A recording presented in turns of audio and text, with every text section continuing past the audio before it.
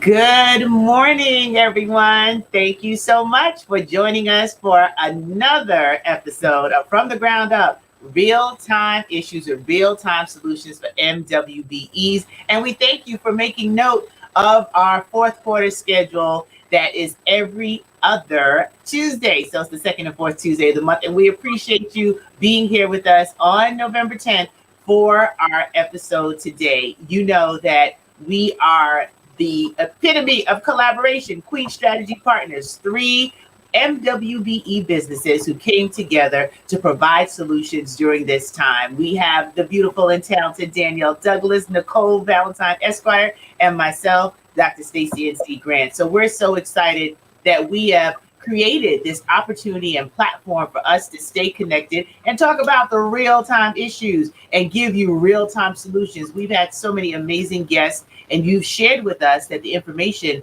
that this show has provided has been a benefit to you. So we thank you for giving us your feedback. We thank you for sharing this broadcast. We thank you for your comments and being engaged with us. And we invite you to go to our YouTube channel and catch the replays for any of the episodes that you missed. Just do a search for Queen Strategy, and of course, continue to stay with us live here on our platform. But before we get into the show today, I'm going to turn it over to my dynamic, beautiful Bombs.com co-host, Danielle Douglas, and then we're going to just pause for a minute to celebrate some Black Girl Magic. How about that, Danielle, before we get into today's show? That sounds like a plan to me, Miss Stacey. But today's topic is insurance options for small businesses. And, again, it may sound like a broken record, but we are so excited about the guest that we have coming on today. Stacey is going to have the opportunity to introduce him. But, Stacey and I really take a lot of thought in regards to what topics we're going to bring to you. And we really look at where we think there's a need for you all. And we said, insurance is really, really important, especially now when we see everything that has been going on with COVID-19. But we want to prepare you not only for what you've been dealing with, but as we always say, for you not only to survive, but for you to also thrive. So we felt like you got to know about insurance. This is critically important. There's different types of insurance. There's general liability, professional, workman's comp, and all of that is critically important to you sustaining yourself and having, building the operations of your business so that you are prepared and you are being proactive about your business and not reactive. So we're looking forward to having a great conversation with our guest, Mr. John Hogan. But until he gets on, Stacey, I'm gonna pivot back to you so we could talk about some Black Girl Magic. Girl, this is such an exciting time that the Vice President-elect of the United States looks like me. This is so exciting. It's all about Black Girl Magic. And, I want to read something that she shared on her Twitter account that it was just a mic drop moment, right? Because it's the truth. It's the truth that we've always known, but she put it out there. She said, I want to speak directly to Black women in our country. Thank you. You are too often overlooked and yet are asked time and again to step up and be the backbone of our democracy. We could not have done this without you. Boom. Let me just do a mic drop. Just a mic drop right there. Do I need to bang on the table a little bit, Stacey? Do it for drum roll, Absolutely. How incredible for my nieces and all the brown and Black girls all over, white, Chinese, Native American, Asian, Latina, all over this country looking at history in the making. So I know we're about MWBEs and from the ground up, but we had to pause to celebrate history in the making. And in spite of all the other politics that's happening right now, just this moment to say that we were a part of history, going to the polls, exercising our right to vote, and that for not the first time, but for a good set. I don't even know if we want to call it a cementing, but it is so glaring. You can't get it done without Black women. Well, look, it didn't take November 3rd for us to figure that out. Yeah, we do. We do. But the rest of the world did not know. And now that the whole world can just participate in the fact that we'll have differences of opinions, everybody's not going to always agree. That's why there's a democracy. That's why you have the right to exercise your vote. But just the mere fact that I don't want all of what's happening in the background to overshadow the historic nature of what we have witnessed in this country. 2020, it's been a year. 2020 has been a year, and that's why we've been talking about all the real-time issues with real-time solutions for MWBEs and businesses. But this is going to affect us in a great way. Opportunities for women, not only to lead, but to have profitable business and enterprise as a part of this great democracy. Would you agree? And I'm going to say amen to that, Stacey. But, this goes back to what we've been talking about, right? The election could have gone either way. We see how close it was. But the fact that President-elect Joe Biden and Vice President-elect Kamala Harris won, hopefully that does mean that there is opportunities. And therefore, we have been positioning ourselves for potentially those opportunities. If nothing else, the most important lesson for me, maybe through COVID-19, maybe through this whole voting election cycle, is that we have to continue to empower ourselves and create opportunities and create from a grassroots level, and to do the things that we're trying to do in regards to not only impacting ourselves as business owners, but also influencing and assisting others, because it is about economic development. We live in a country of capitalism and money talks. And so when we talk about our power that we have, yes, we need to go to the booth and exercise democracy and our voting rights, but we also need to also begin to empower ourselves and create opportunities, not only for ourselves, but for others, right? Workforce, be able to hire people, and to really have the type of communities that we want, that we sustain each other. Absolutely. And that brings me to the other shout out, Stacey Abrams. When we're talking about strategy and you're talking about pulling together and creating a coalition, what a great example. Mm-hmm. Frankly, was it 800,000 voters that she mobilized? I mean, that's business strategy. She had to have a system, an approach, and a whole army of people working together towards a cause. So in business, I think there's a lot that we can take just from those two examples. And President-elect Biden, third time is a charm. How many of us have failed? Well, I won't say failed because some people won't call it a failure, but you've learned through businesses that didn't yield profits that you had to pivot. Sometimes you have to change where you started in order to get the results and the return. And there's so many lessons in what we're seeing. Don't give up. 3 times he made a bid for this highest office, and the third time is the charm. Stacey Abrams didn't get what she was going after and was cheated out of her election, but she didn't get bitter. She got better. And we've been talking about that on this show since we started.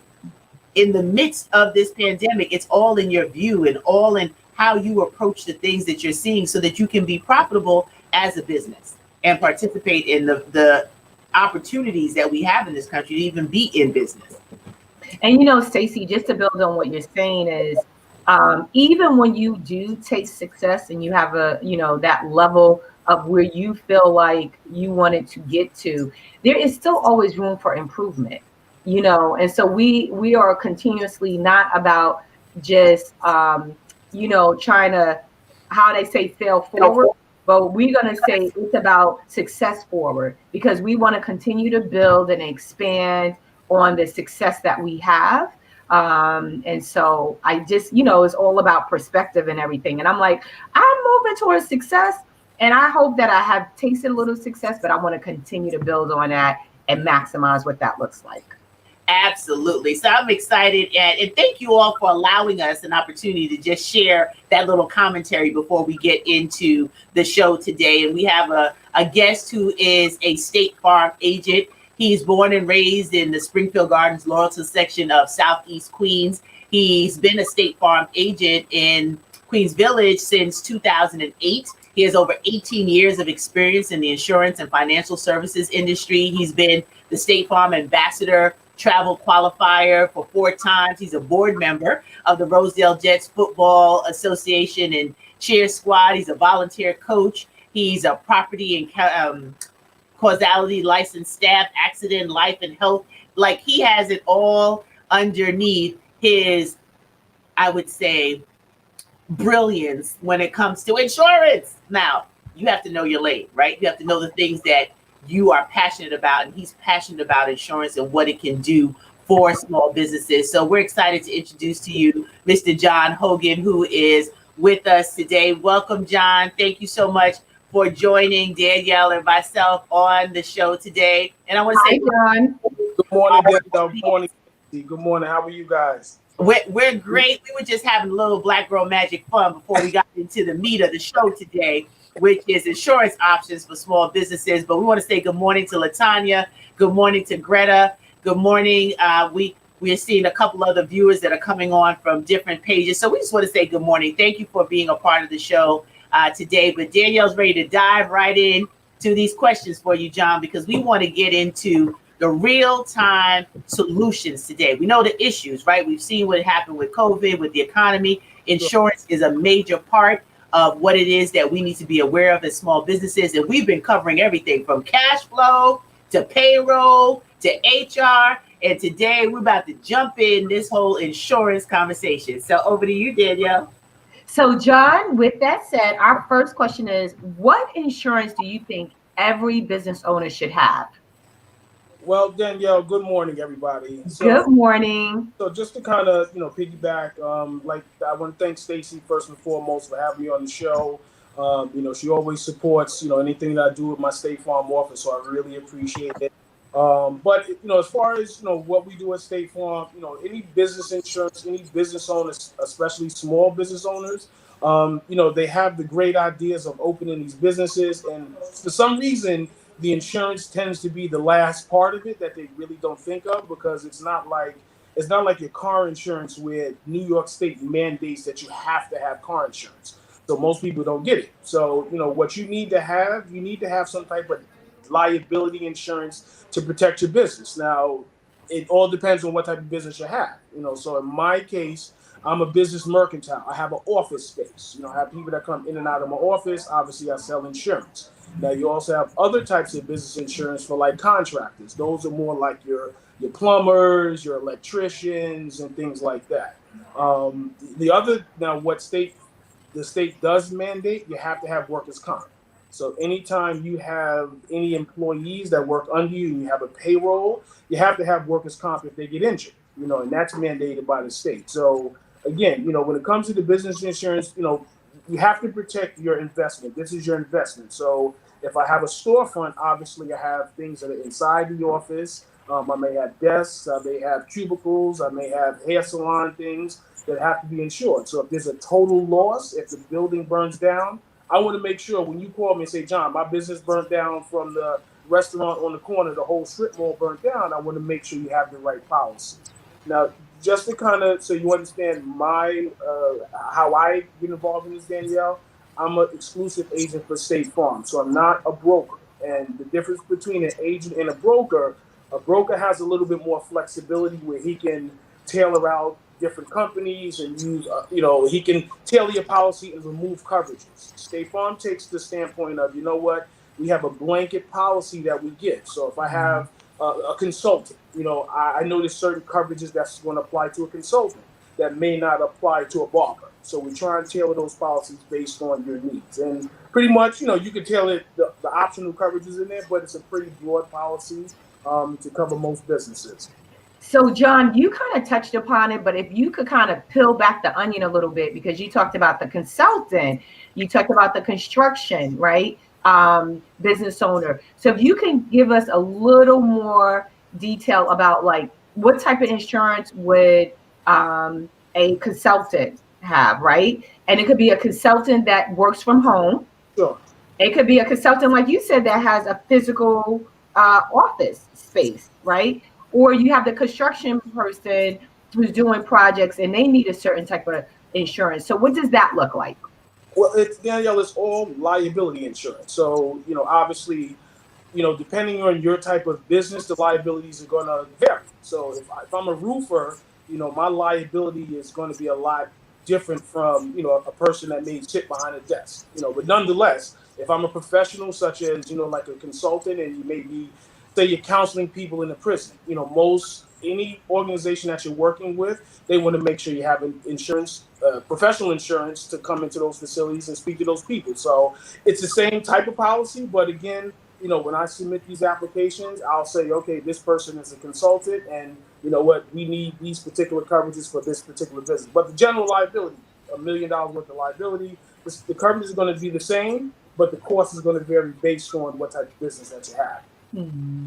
So building on that, because you just said the magic word cost, and you opened up saying a lot of people don't even touch insurance when they're in business because they're like, that's another cost.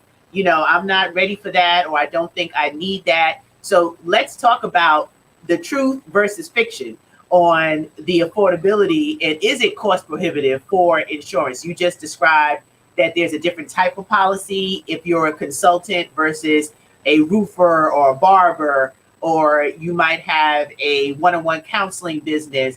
Can you explain what are the product options and what is your website? And we can even just bring that up so folks can see in real time some of what we're talking about. Sure. My website is www.Hogan, Hogan, insurance.com. So that takes you directly to my website. You'll be able to see all the various products that we do offer. And I apologize if you hear my phone's ringing. I'm actually in the office working, so I apologize. I was having a team meeting before I logged on, so I truly apologize. No worry.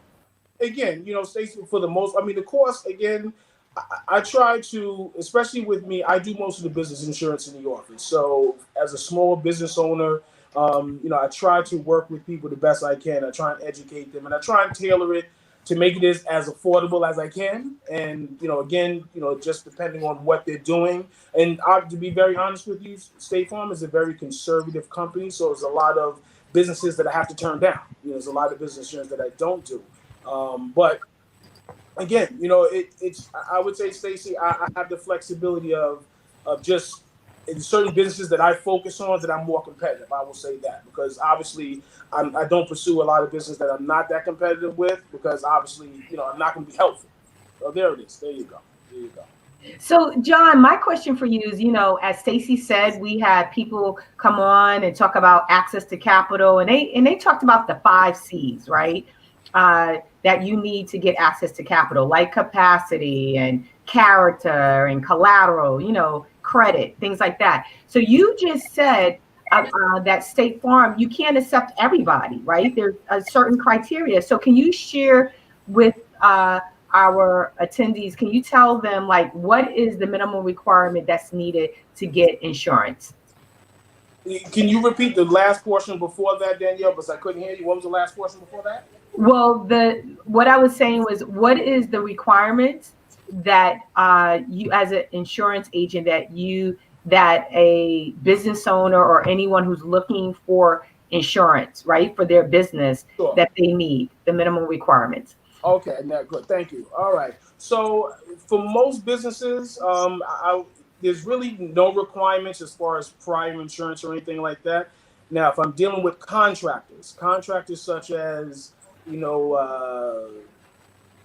let's say landscapers, electricians, plumbers, those type of businesses, because the turnaround and the cost of the insurance on the back end with State Farm can be costly. So with those type of businesses, we want to see a person that has 2 years of experience being in business. He's had 2 years of insurance, because most of the times with those businesses, Danielle, when the wintertime comes and the guys get slow, what's the first thing they do? They let the insurance go. They're not running any business. They say, you know what? I don't need my business insurance until May when business picks back up. Those are not usually the clients that we want to work with. We want to see, just like bankers, they want to see a consistent credit history. We want to see who has a 700 credit score that consistently pays their bills. It's similar to those, because that signifies a certain type of exposure. So but most of the time the requirements you're going to look at are going to be 2 years prior insurance and 2 years actively being in business. Okay, all right. Now, when would you suggest? Because I know for there are times where the business owners need to look at the New York State Insurance Fund as an option. So when do you say, hey, this is not a good fit? You need to look at the New York State Insurance Fund versus going to a State Farm or another insurance agency.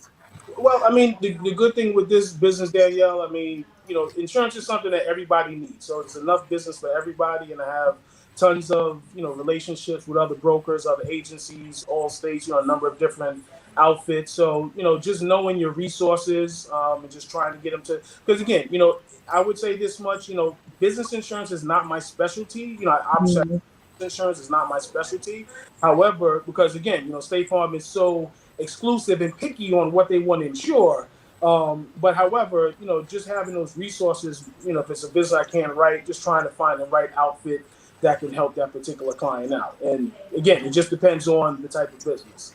What I'm actually competitive in are going to be, your barber shops, your beauty salons, your takeout restaurants, your West Indian bakeries in the neighborhood, a number of different small lawyers' offices, doctors' offices, things like that. Those are things that I'm very competitive with.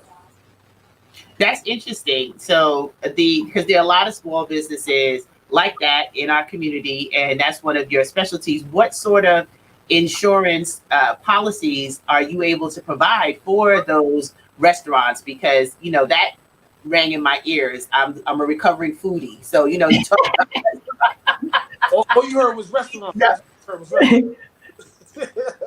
A bakery, right? I got you.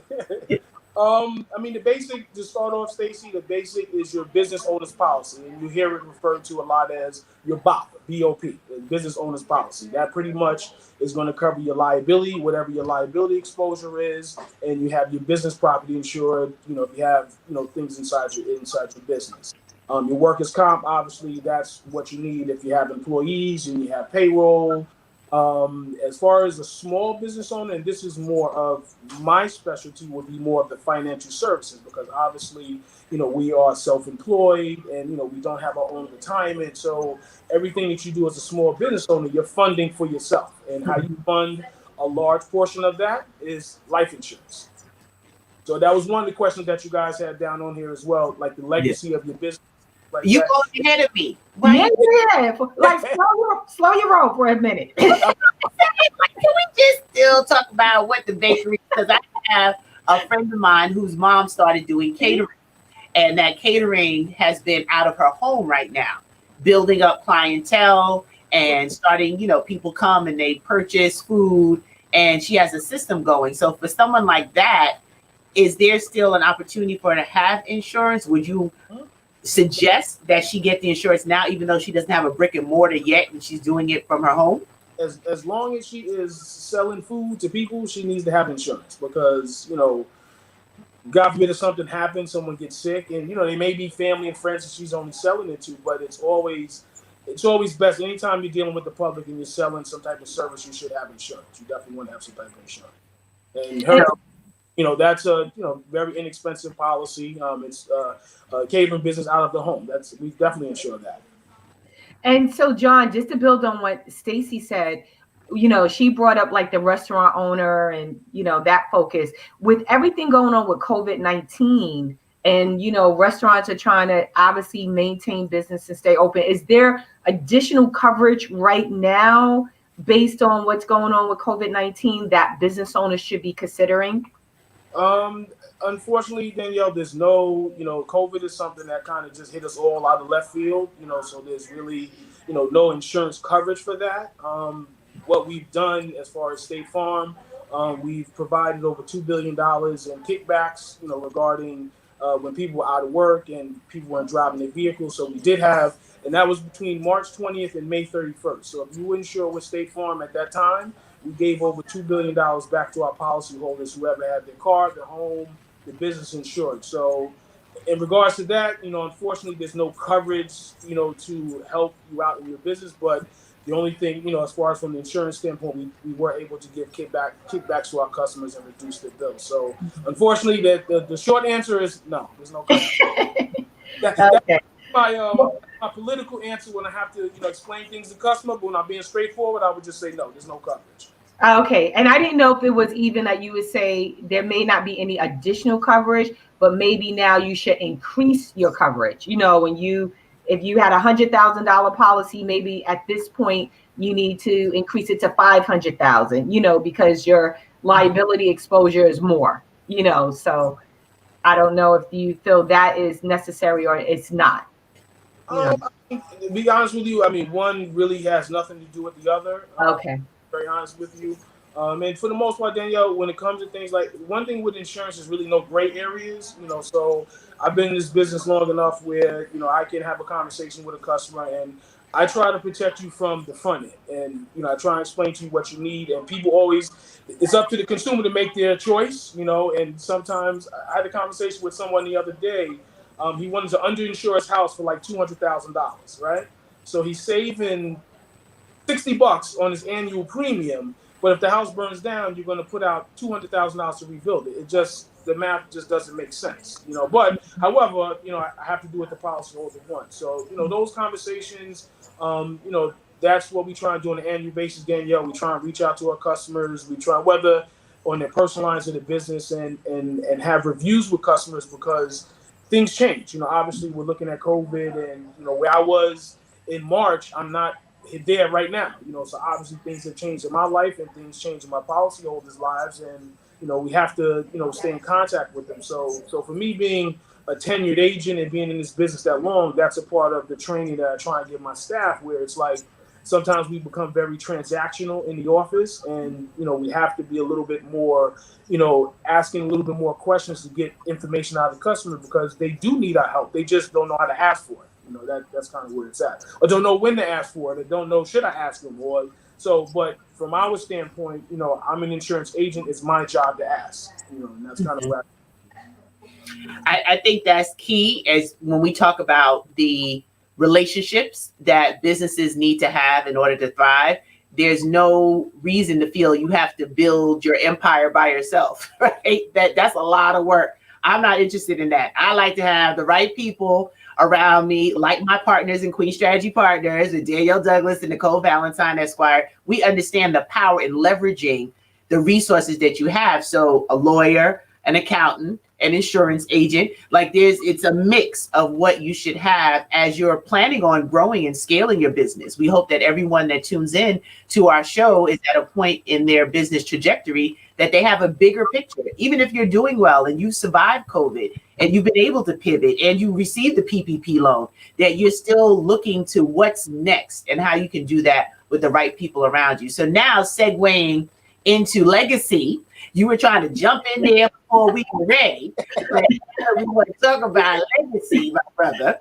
How can you use the insurance as a legacy builder? Because some people don't even understand how that can grow and create opportunities for your generations to come.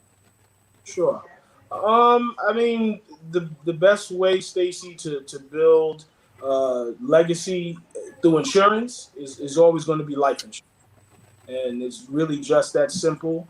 Whether I'm a business owner, I could have a partner, and I may be in charge of sales and he may be in charge of, human resources side of the business. But, if one business owner passes away, there's a portion of that business that's going to be lost until you find a replacement. So that's what you call key person insurance. When two owners of a business insure each other, and if one of them passes away, the money obviously goes back into the business so it can sustain until you find other employees or whatever the case may be. That's one option. As far as, just family purposes, also, again, the legacy of life insurance, it's not taxable. So again, if you have an estate and, you own property and you have retirement funds and different things, all of those things are taxable. Life insurance is not taxable.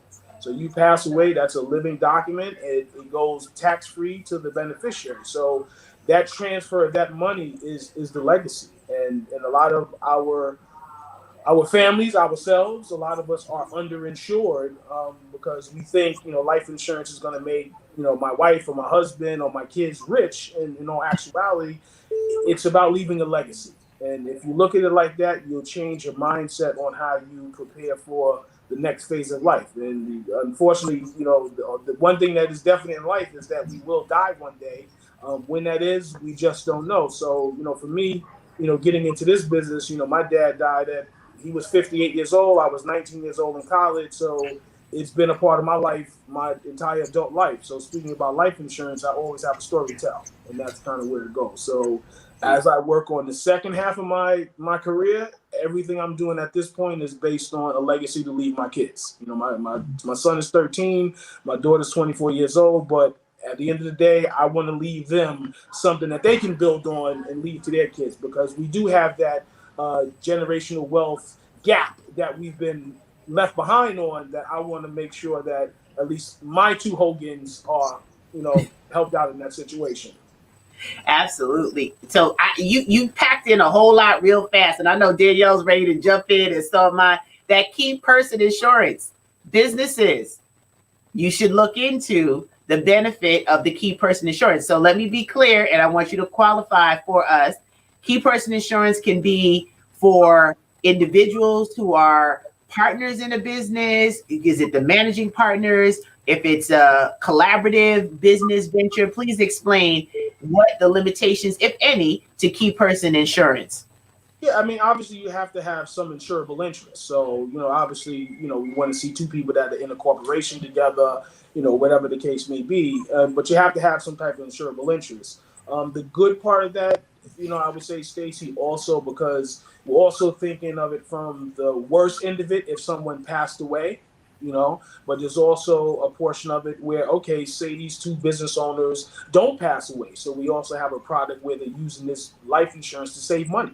So they're also funding a portion of their retirement as well. So say you have a business, and the reality of it is as well, a lot of businesses, we build these businesses up, and what do? We may sell the business, start a new business. So in that case, if you've got a type of policy where you're saving money, you cash out after 10 to 15 years, you've been saving money, you've protected your life, and you've saved money. So it's a great option for, business owners that are not even have partners, just to have that life insurance in place as well. But that key man insurance is very important for businesses that have partners. And also with that, how is that paid for? With the key man insurance, how is that funded? Most businesses will pay through the business. You definitely want to speak to your accountant to see how they could, write it off, but I would suggest paying it through the business. So it becomes a business expense. Of course. And I think that's key for our audience. Everyone is at different stages in their development. We, of course, are here for real-time issues and real-time solutions for MWBEs, but we have a lot of small businesses that are tuning into the show and using the information that we're sharing to set them up. I mean, at the end of the day, the kind of content and information we've given everyone for this season 1 of From the Ground Up can change the trajectory of your business. So you can go ahead and give QSP 1% of your earnings. Look, Stacey, I'm going to say amen to that. Definitely. I like that. Because this is the kind of knowledge, growth, and development that is necessary for us to go to the next level. So I thank you for sharing that key person, key man insurance. I'll do key person because, we still on Black Girl Magic. Key person insurance opportunity. But the legacy part of tax-free, I think a lot of us don't understand. I know initially when I was younger, hearing talk about insurance, I'm like, well, are you still going to get taxed on that? But this is how certain people have built generational wealth using insurance. Speak on it. Hello. Speak on it. They leave their grandkids. They buy policies for their grandkids. Things like that, and they put away $50,000 in a life insurance policy. So when the kid turns 18, he's got $100,000, $200,000 saved up in a life policy to go to college. It's a number of different things you can do with that policy, Stacey. And it all depends on the person. But if you understand the concepts and you're about saving money, and at this point, just to kind of bring things full circle. COVID, everything going on with my business, my health, everything. If this wasn't a time to figure out just being prepared and planning and having better things in place, I don't know what else is going to wake us up at this point. Just to have our stuff together. And the other thing, what the other piece talking about for business owners, that as we talked about, we have folks come in and speak about access to capital. You can use your whole life insurance and take money. It's almost like a form of equity that you can take money out and then pay yourself back, right? As even to fund your business if you're starting your business or if you're in a growth phase. So how can a business owner even use it as another vehicle to fund their business, either for startup or for growth? Usually when I approach cases like that, Danielle, it's more about having a savings conversation. So if you're a person that saves and you have discretionary cash to save, then there's certain products that I can show you to put into it. I don't like to put people into products that they can't afford, because it sounds great, it sounds good today, and then 7 months later, it's a matter of paying this $300 life insurance bill or paying my bills. So that's definitely more of a conversation. If you have discretionary cash to save, we can plug in illustrations and say, you know what, Danielle, let's look at you paying $300 a month for 15 years. This is how much you're putting in. This is how much you're going to return. So now you have something set up to say, you know what, I paid for this policy for 30 years. I've got 80 grand saved up in cash value. You know what, let me pull my 80 grand out and put it into an annuity and pay myself. That's how that life, and I don't want to go too into depth about products and things like that, but an annuity is similar to almost like a pension. So when you get to that point and you have to set up money that's not going to run out, you're going to put your money into lifetime income is what they call it. And that same cash that you put into your life insurance that built up over 25 years, as you said, you can borrow from it, but some people may not need to borrow from it. They may say, you know what, just leave it there, let it accumulate. Now I'm 65 years old. I bought the policy when I was 35. I paid $3 grand a year. I put in X amount of dollars over 20 years. Now I've got $70,000 in cash value. Let me pull that 70 grand out, put it into an annuity, and then that same $70,000 that protected my life is now going to pay me back. So it's all about concepts, and it's not as complicated as it may sound. Again, obviously, if you're working with millions of dollars, it's going to be a little more complicated. But just on a simple concept basis, if you're a savings person, look at some type of whole life policy. Those are great policies. And you took the words right out my mouth, John, because I was going to say we've been having this great conversation, but can you share with the folks the difference between whole life and term insurance? Because they may think, you know what, I have insurance, but they don't have the type of insurance that you're talking about. And so there's a huge difference. Sure. Again, I try to keep things simple as possible and really basic. So if you're speaking of term insurance is like renting a house. It's temporary. So you pay your rent for 5 years, you move out of that apartment, you don't get any rent back. It's temporary. Whole life is permanent insurance. So as you're paying for it, it's good for the rest of your life. And it's like buying a house. So now you're buying a house. As you pay your mortgage, you're building equity into that house. So term is like renting a policy, and whole life is like buying a policy. That's it. You're building equity versus I'm renting. That's pretty much it. And I'm not a life specialist, so I hate to hear people that only sell term and people that only sell this. It just depends on where you're at in your life to what works better for you. So term is not any better than whole life and vice versa, just depending on the person that I'm talking to. So and you're like, I love that. And I love the example, renting versus owning a house. But so that gives you a perspective when you're thinking about it. But let's talk about timing, because what if you didn't invest in an insurance policy and you're at a certain age? Is it too late to invest in an insurance policy, whether it's term or life? What would you say if someone is like, well, I didn't do that at 20. I didn't do it at 30. I didn't do it at 40. I didn't do it at 50. Is it too late to get an insurance policy? I mean, what you're dealing with that, Stacey, obviously, as we get older, obviously the cost of the insurance is going to be more just based on our age, period. Secondly, as you get older, you're obviously going to be facing a little bit more health issues. So your insurability could be a question at that time as well.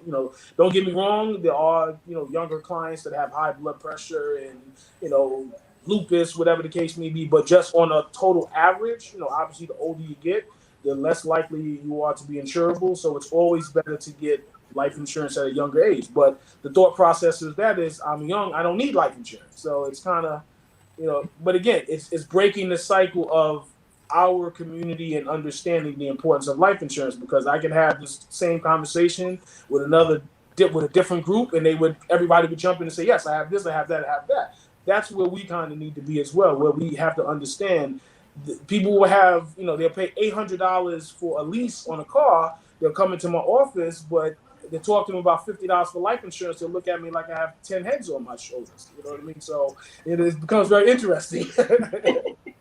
But is it too late? Back, I just want to reiterate. I know you said there would be a difference in cost, et cetera, the older you are, but is it too late? Is there a point when it's like you missed the opportunity, so don't even try to get insurance anymore? Of course. I mean, there are tons of situations, and those situations usually occur, once you get up into your, late 60s and 70s. It's the cost of it is a lot of times not worth it. You may be paying, $300 for a $25,000 whole life policy. If you do the math on it, you saved up that money in 5 years. So it kind of doesn't make sense at that point. So that's a tough conversation. And then obviously a lot of policies will cut off at 75, 80 years old, whatever the case may be. But the whole purpose, to answer your question, is definitely better to buy it at a younger age. The ideal age to really, I would say, somewhere between 30 and 50. Those are really good ages where you're still insurable, you're still getting a really good policy, and it's affordable. Mm-hmm. And I think that's key, just giving those parameters, because some folks watch the show because they're thinking about getting into business. So they might not have their business up and running, but I'm telling you, if you follow the blueprint and all the information that we've shared since this show has aired, it will put you in an advantage for a successfully run and a profitable business. So thank you for sharing that insight, because I think it's important to know what you're dealing with for those who might not be as familiar with the conversation. And you made a great point that other communities, that's like the first thing. That's your gift, right? That's your gift, is an insurance policy, and someone's making sure that when you start your life, that these are the things that you're having conversations about, not just the best looking car or, the aesthetics on a house, but the tangible things that will last past your existence on the planet. So we really appreciate the work that you do with insurance and your passion around it, and knowing that you're helping small businesses like the barber, the hairstylist, the small restaurants that are in our community, and maybe even some of the home consultants who think, well, I don't really need insurance. You're giving them products that range in price. So I just want to circle back to the money conversation, right? Show me the money. That's what everybody wants to know. So on average, what would you say someone needs to budget as a business expense for their insurance? And we know there are variations depending on construction versus the restaurant owner, but on average, what should someone think about budgeting for an insurance policy? I mean, comfortably, I would say, just on the average, on the high end, maybe, $200, $250. So this way, you're getting a package of what you need that will cover your business insurance, your BOP policy, your workers' comp. I would say somewhere around $200. That would get you in the door. Okay, that's fair enough. Danielle, I see you have something else there, because you keep sparking things in our mind, and we want to make sure we pull it all out of you before we let you go today. Well, my question, I'm going to jump back to what we were talking about with the wealth building, is that when you said that you're taking more of a consultative approach, and so when you think about the different pieces of wealth building, you need to have short-term strategy, a long-term strategy, COVID-19, you should have had maybe 6 months of cash and whatever, So when you look at that, can you share with us in the overall, when you think about the overall strategy, what you believe are the different components that individuals should have. May they be business owners or like Stacey said, they're just starting out on the path, but they need to consider, insurance, short term, they need to have, 6 months of cash in the bank. They need to have an IRA, whatever that is that you think all of the pieces fit in together.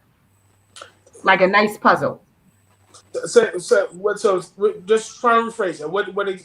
I'm just trying to figure out what exactly you're asking. So let me make sure. So I guess what I'm asking is that you see a lot of folks come in your office, right? And you just talked about like the person that may have that $800 car, but they don't really want to pay for, some form of life insurance. So I know that's a piece of it, but I'm sure just in your experience in dealing with different customers, you may have an understanding of what is a successful blueprint for wealth building. Insurance is a piece of it. Short-term savings is another piece of it. Having, like you said, an annuity, converting that, an IRA or something. I know you're not a financial planner, but you have some level of understanding that you like, what, this is what I would say in regards to wealth building and some critical building blocks and some pieces. And insurance is a very important piece, but this is a piece as well.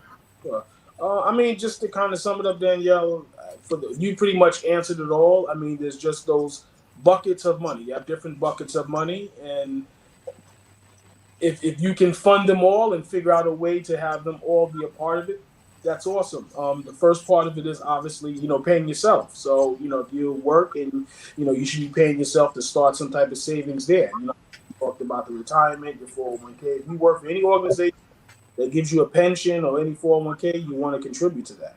Outside of that, you have, your annuities, you have IRAs that you can kind of do on your own. And some of it is, again, it's about what you do for yourself. It's not, we're not 30, we're all around the same age. It's not 40, 30 years ago, where you had these companies that they were bringing you on. You have all these huge pensions, these huge 401k plans. Now it's a lot of planning that you do for yourself. So it's pretty much, you're putting it back on yourself. So again, in these day and age, we all live in New York. New York is very expensive. So, I know tons of customers that own these homes. They're paying, $700,000 for a house that I grew up at, probably my mother sold in 95 for $100,000. Let's start there, So the mortgage that these people are paying, it doesn't leave a lot of room for much of anything else. So, but again, it's all about the priority and how we want to put our money in that particular person. So you have to have the discipline at the end of the day, Danielle, and you have to see the other end of the spectrum. And a lot of us, we don't always see the other end of the spectrum until it's too late.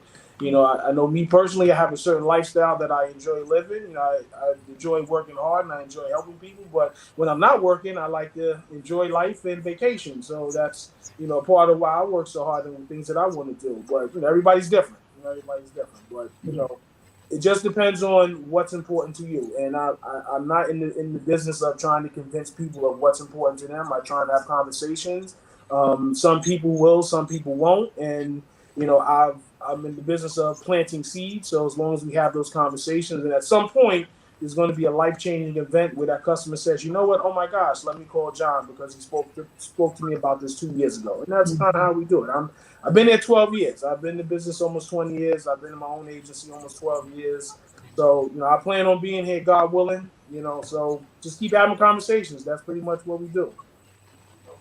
I love that. And I love the fact that you said it's having the conversations, it's building relationships. That's a theme that we talk about in our show. And as Queen Strategy Partners, we're an example of collaborative relationships, that we are 3 independent MWBE businesses that understood the power in coming together in a collaborative way to even expand more and be strategic on how we can serve this particular marketplace. So that is key. Relationships are always key.